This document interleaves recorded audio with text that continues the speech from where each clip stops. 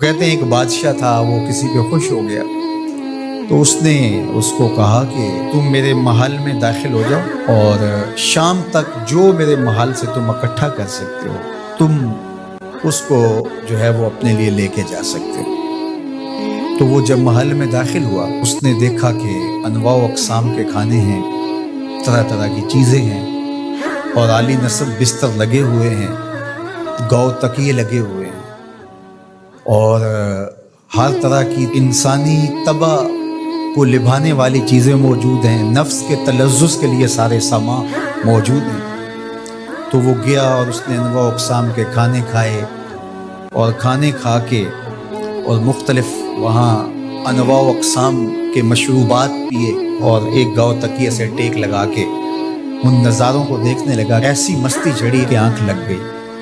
اچانک اس کو دربان نے اٹھایا اور کہا کہ تیرے جانے کا وقت ہو گیا۔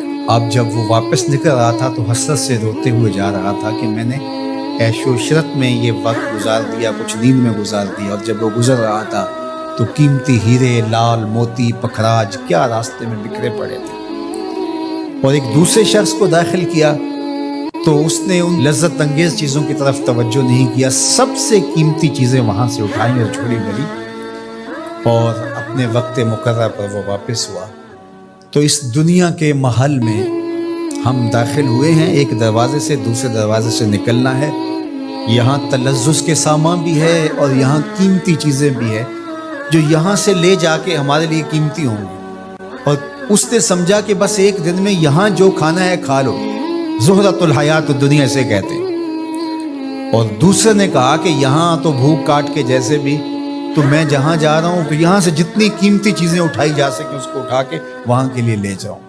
اب اس دنیا کے محلے میں اترے ہیں، یہاں سے عیش و عشرت کر کے جب اچانک موت کا فرشتہ کہے گا تیرا وقت ختم ہو گیا، آ جا، اور پھر خالی ہاتھ ہوگا، پاس کچھ بھی نہیں ہوگا، دامن بھی خالی ہوگا۔ اتنا کچھ تھا، ایک سبحان اللہ کا ہی اتنا وزن تھا کہ میزان بھر جاتا ہے، الحمدللہ کا ہی اتنا وزن ہے کہ زمین و آسمان کے درمیان جو جگہ ہیں اس کی جزا سے بھر جائیں۔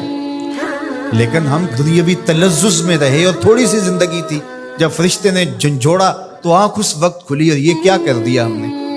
لیکن جو اللہ کے بندے ہیں وہ کہتے ہیں کہ یہ تو آخرت کو جمع کرنے کی کھیتی ہے، یہاں جتنا کچھ جمع کر لیں۔ اصل یہاں سے کیا اٹھا سکتے ہیں، ہر شخص کا اپنا انتخاب ہے کہ وہ کیا اٹھائے گا۔